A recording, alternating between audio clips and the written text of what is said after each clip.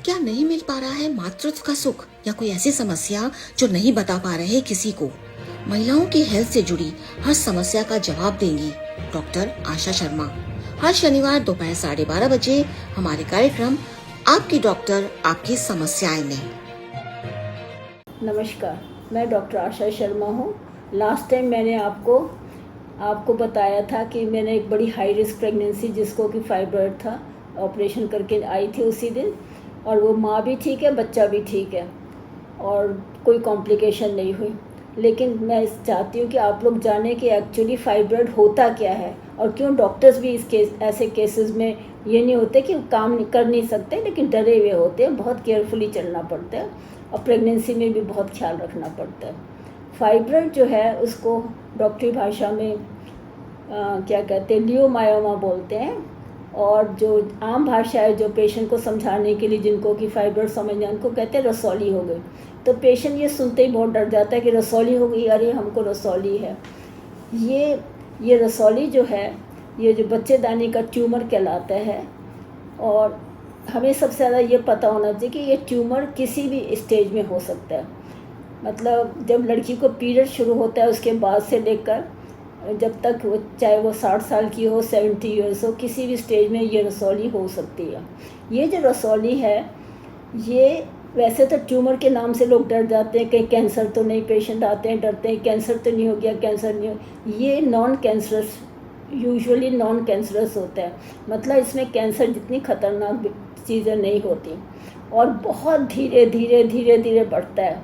अगर 1 सेंटीमीटर है, छोटा दाल के दाने के बराबर है, तो 5 साल में वो इतना बड़ा होगा, जैसे 2 साल में अंगूर के बराबर होगा, 5 साल में उसके बाद होगा, 10 साल में इतना बड़ा होगा कि पूरे पेट में भर जाएगा। बहुत स्लो ग्रोइंग ट्यूमर है। तो इसमें एक बात तो ये पता होना चाहिए कि अभी तक ये कि ट्यूमर किसको हो सकता है ये हम नहीं कह सकते, लेकिन ज़्यादातर जिनकी मदर को ट्यूमर का ऑपरेशन हुआ है, ट्यूमर उन केसेस में ये होता है। और जेनेटिक भी, इसका मतलब कहीं ना कहीं जीन्स का भी इन्वॉल्वमेंट है इस ट्यूमर में। दूसरी बात जो तुम्हें पता होनी चाहिए, सबसे इम्पोर्टेंट बात है कि ट्यूमर कैसे पता चलेगा कि हमारे ट्यूमर है।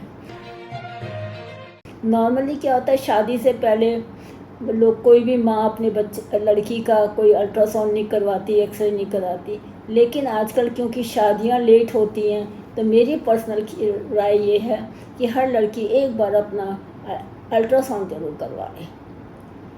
चाहे कोई सिम्टम्स, क्योंकि कई दफ़ा इसमें कोई सिम्टम्स नहीं होते, बस पीरियड्स में हल्का सा दर्द होता है, किसी को बहुत हल्की सी ब्लीडिंग होती है ज़्यादा, तो लोग सोचते हैं कि ये तो ब्लीडिंग नॉर्मल होती है। कम ब्लीडिंग नहीं होती, ज़्यादा होती है, तो सोचते हैं कि ये तो नॉर्मल है। जिससे पूछोगे अरे हमको भी ब्लीडिंग होती है, हमको भी होती है, लेकिन उसको लाइटली ना ले, एक बार जाके अल्ट्रासाउंड ज़रूर करवाएं। दूसरी बात ये है कि इनका अभी तक किसी डॉक्टर को, किसी भी जो रिसर्च हुई है उनमें किसी में पता नहीं चला कि ये फाइब्रॉइड क्यों होता है, किसको होता है। लेकिन ये देखा गया कि फाइब्रॉइड उन लोगों में ज़्यादा होता है जिनमें मोटापा हो, लड़कियों में लाइफस्टाइल उनका बहुत ख़राब हो, हर वक्त लेटे रहना, खान पान ठीक ना हो, vitamin D, specially vitamin D की कमी देखी गई है कि जिनमें डी की कमी है उनमें भी फाइब्रॉइड ग्रो कर जाता है।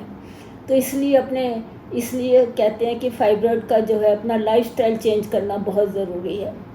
दूसरा, इसके जो लक्षण कहते हैं, जिसको कि हम कहते हैं कि डायग्नोस कैसे करोगे, तो जो भी लड़की है अगर उसको एक ही जगह बार बार पेन होता है और पीरियड्स के टाइम, दोनों टाइम पे नहीं, एक ही जगह ज़्यादा पेन होता है पीरियड्स के दौरान, सिर्फ कहेगी सिर्फ मेरा सीधे हाथ में होता है या बाएं तरफ होता है, तो इसका मतलब ये है कि एक बार चेकअप करवाए डॉक्टर को।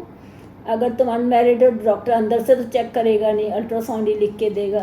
अगर मैरिड हो तो वो अंदर से हाथ डाल के देखेगा, उससे पता चल जाएगा कि कोई रसौली है कि नहीं है। ये जो ट्यूमर है ये बच्चेदानी में कहीं भी हो सकते हैं। बच्चेदानी के सिर के ऊपर हो सकते हैं, बच्चेदानी के साइड में हो सकते हैं, बच्चेदानी के मुंह पर हो सकते हैं, बच्चेदानी के अंदर हो सकते हैं, बच्चेदानी के बाहर हो सकते हैं। और हर एक ट्यूमर का, हर रसौली का अपना अपना तरीका है। जो बाहर की तरफ होते हैं, पेट में ग्रो करते हैं, तो उसमें क्या होता है, खाना पीना सब गड़बड़ हो जाता है, हर वक्त कॉन्स्टिपेशन होता है या डिस्चार्ज होता रहता है। जिनके अंदर ट्यूमर ग्रो करते हैं बच्चेदानी के अंदर, उनको सबसे पहले तो पेन होता है, दूसरा फिर है कि ब्लीडिंग बहुत हैवी होती है। तो और जो बच्चेदानी के मुंह में होता है तो वो धीरे धीरे उनको लगता है कि चलने में डिफ़िकल्टी हो रही है, वो बच्चेदानी के मुंह से निकलकर बाहर की तरफ एक गोली की तरह बाहर आ जाता है, तो वो उनको लगता है कि चलने में दिक्कत है। तो डॉक्टर्स कहते हैं, हमें लगता है कुछ फंस रहा है, कुछ फंस रहा है। वो एक्चुअली पॉलिप होता है, फाइब्रोइड पॉलिप जो फंसता है। तो ये सब ध्यान रखना चाहिए, कैसा हो रहा है, क्या हो रहा है। और जब डॉक्टर के पास जाओगे वो समझा देगा कि कौन सा फाइब्रोइड है, क्या है। अब इसके बाद मैं बताऊंगी कि इसका इलाज क्या करते हैं और आगे कैसे हम बचा सकते हैं अपने आप को, आ सकते हैं कि नहीं। नमस्कार। हमारे चैनल आई ऑफ ट्रुथ को सब्सक्राइब कीजिए YouTube पर, इसे फॉलो कीजिए Facebook पर, Instagram पर, Twitter पर और कू पर। हमारे चैनल के बारे में फीडबैक देने के लिए हमें मेल कीजिए ioftruth.6@gmail.com पर।